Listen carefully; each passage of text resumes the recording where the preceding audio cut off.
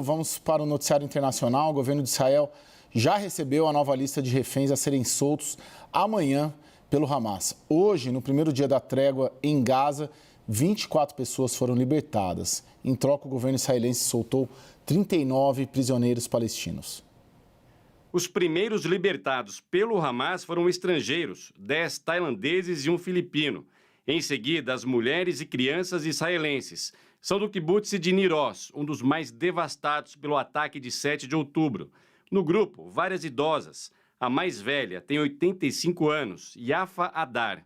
O neto dela, de 38 anos, continua sequestrado. A Vivi Asher, de 2 anos de idade, é a refém mais nova libertada, junto com a irmã Haz Asher, de 4 anos, e a mãe, Doron Katz, sequestrada, junto com as filhas. Israelenses e estrangeiros foram levados pela Cruz Vermelha. Deixaram Gaza pela passagem de Rafah, no Egito, e chegaram a Israel, em meio a muita comemoração. Antes do retorno ao lar, foram levados para hospitais. Em troca dos reféns, Israel libertou 39 prisioneiros palestinos, entre mulheres e adolescentes. Foram para a Cisjordânia, também recebidos com festa. É a primeira vez em 48 dias que o conflito no Oriente Médio vive uma pausa, que favoreceu a chegada de ajuda humanitária. Pelo menos 200 caminhões entraram em Gaza nesta sexta-feira, levando alimento, medicamentos e água. O acordo, intermediado pelo Catar, prevê que até o fim dos 4 dias de trégua, ao menos 50 reféns sejam libertados e 150 presos palestinos soltos. Mas o presidente americano Joe Biden está otimista. Disse nesta sexta-feira que a chance da pausa na guerra se estender é real. Questionado sobre a possibilidade de fuga de altos combatentes do Hamas durante o cessar-fogo, o porta-voz das Forças de Defesa disse que Israel está acompanhando os líderes do grupo islâmico, dentro de Gaza e em qualquer lugar no mundo. Vamos lá para a análise. Aqui conosco o professor da Universidade Federal Fluminense, pesquisador de Harvard, Vitélio Brustolin. Boa noite, professor. Boa noite, Caio. Boa noite, Daniel. Boa noite a todos. Bom, professor, foi claramente uma negociação entre dois, né, Hamas e Israel, que não confiam entre si. Na sua percepção, essa negociação desse cessar-fogo, o que cada um saiu ganhando? Caio, a gente precisa ser bastante realista aqui, porque o Hamas perdeu o norte, né? Israel cortou a faixa de Gaza ao meio. O Hamas está cada vez mais acuado, né? O Ismail Haniyeh, que é o líder do Hamas que está no Catar, fez uma movimentação junto ao Catar, um dos intermediadores dessa negociação. Também participaram o Egito, para onde as pessoas foram antes de serem levadas para Israel, e participou os Estados Unidos. O presidente Biden pessoalmente participou dessa negociação ao lado de Israel. Então, a gente precisa ser realista, porque é o avanço das tropas de Israel na faixa de Gaza que levou a essa negociação diplomática. Eu lembro que na semana passada nós falávamos da resolução do Conselho de Segurança da ONU que fazia apelos para a libertação de reféns, apelos para cessar-fogo temporário que levasse a um cessar-fogo maior. Isso aconteceu na prática pela movimentação das tropas no terreno. Acabou gerando um resultado diplomático, mas a diplomacia por si só não teria resolvido nada, como nós vemos a ONU imóvel ao longo de todo esse tempo, e quando conseguiu fazer alguma coisa, emitiu uma resolução com apelos e nenhuma exigência, que Israel de pronto disse que não iria cumprir, e o Hamas não deu nenhum indício de que cumpriria, não entregaria os reféns sem nenhuma exigência, Caio. Daniel? Professor, importantíssima essa liberação a conta-gotas da primeira leva de reféns, mas inevitavelmente a gente tenta jogar um pouco mais para frente os desdobramentos. Qual seria a sua aposta, o cenário mais plausível ali a partir do encerramento dessa primeira leva ou troca de reféns por presos palestinos por Israel? Imagina-se ali uma grande e um pouco longa ofensiva israelense ainda em Gaza, e aí, inevitavelmente, também, e os outros 150, 200 reféns ainda nas mãos do Hamas? Daniel, uma das coisas que nós descobrimos com esse acordo é que nem todos os 39 reféns estavam com o Hamas. O Hamas alega que tem 210, ou tinha 210, né? Agora devolveu 26, está com 184. E uma parte do acordo é o Hamas identificar quem tem os outros reféns, né? Alegadamente seria a Jihad Islâmica na Palestina. Então, ainda teria que haver uma negociação com esse outro grupo. Israel não costuma deixar pessoas para trás. A gente vê isso, por exemplo, com o soldado Shalit, lá em 2011, que foi negociado apenas ele por 1.027 terroristas.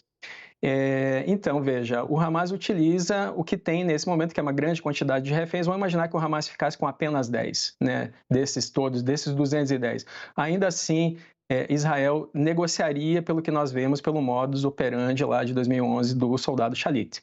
Ao mesmo tempo, para Israel, quem Israel está libertando são pessoas que tinham prisões administrativas, pessoas que jogaram pedras nas tropas de Israel.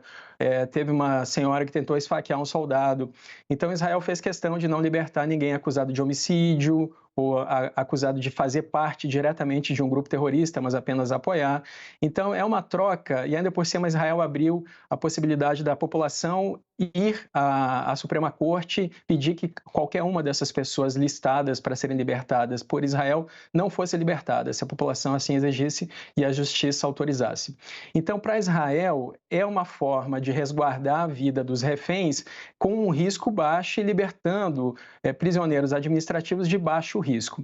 E só para finalizar, Daniel, hoje houve um deslocamento de pessoas do sul da faixa de Gaza para o norte, embora Israel tenha distribuído panfletos de que nós não deveríamos fazer isso, porque os corredores humanitários foram apenas do norte para o sul, e há uma possibilidade de que entre essas pessoas que tentaram se deslocar e foram prontamente impedidas pelo cerco de Israel, houvesse também terroristas do Hamas que poderiam tentar ir até o norte e ajudar os terroristas que ficaram na cidade de Gaza ou em outras regiões do norte, inclusive nos arredores do hospital de Al-Shifa, Daniel.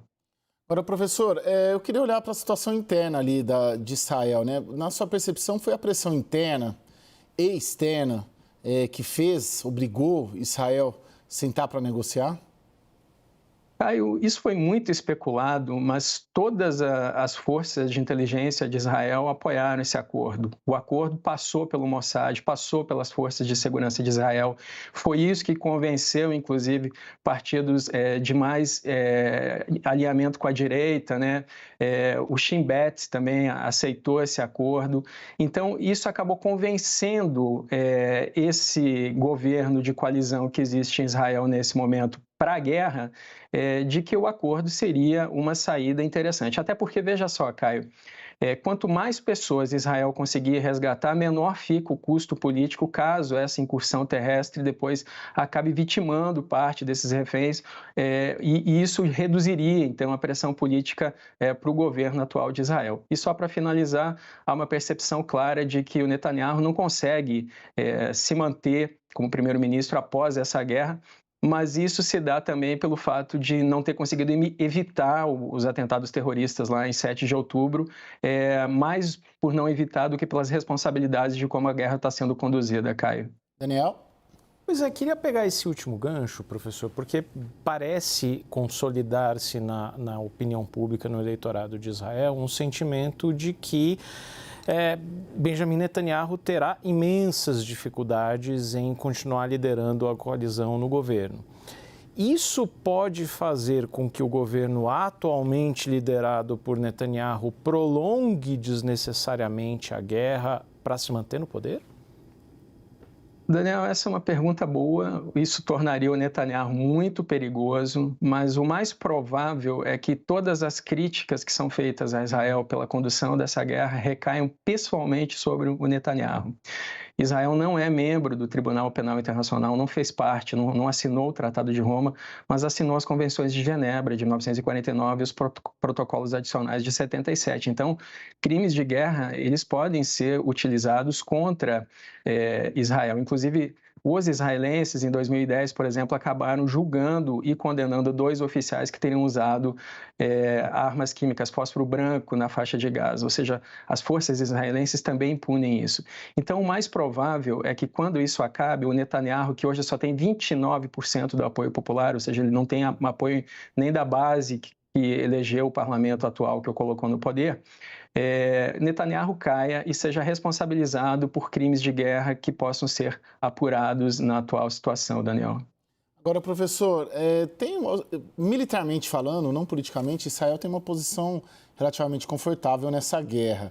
Já dá para a gente dizer que a vitória de Israel é uma questão de tempo, né? E em quanto tempo, né? Eu sei que é jogar muito para frente, mas a gente pode dizer isso, o jogo já está jogado. Resta saber em quanto tempo essa vitória militar deve ocorrer ou não. O Hamas, de repente, se essa guerra escalar, pode ainda ter alguma chance de conseguir fazer frente às tropas israelenses.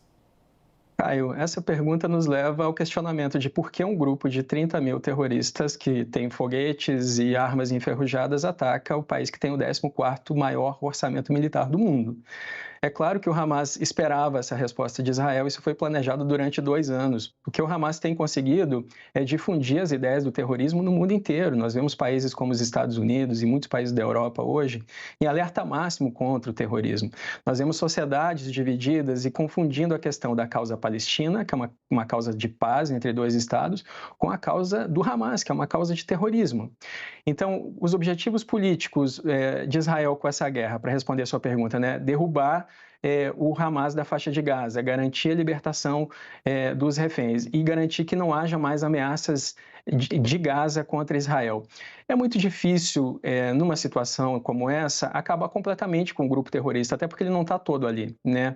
O Haniyeh, por exemplo, que a gente falava há pouco, ele está no Catar. E as pessoas que sofrem com essa incursão terrestre de Israel, os bombardeios na faixa de Gaza, vão nutrir o ódio por muito tempo. Então, é muito provável, sim, que Israel acabe o máximo possível com o Hamas naquela área, mas aí a gente precisa ver o que é o Hamas. O Hamas já fez, por muitas vezes, ataques suicidas. Na década de 90, enquanto se negociava os acordos de Oslo, o Hamas explodia ônibus com civis justamente para tentar atrasar os acordos de paz. Então, o Hamas não liga de ser completamente exterminado desde que a sua causa terrorista de destruição de Israel se perpetue, Caio. Professor Vitélio Brustolin, professor da Universidade Federal Fluminense e pesquisador de Harvard. Um excelente final de semana. Muito obrigado, viu, professor? Bom fim de semana para todos. Obrigado também. Daniel Rittner, meu amigo. Um excelente final de semana em Brasília também.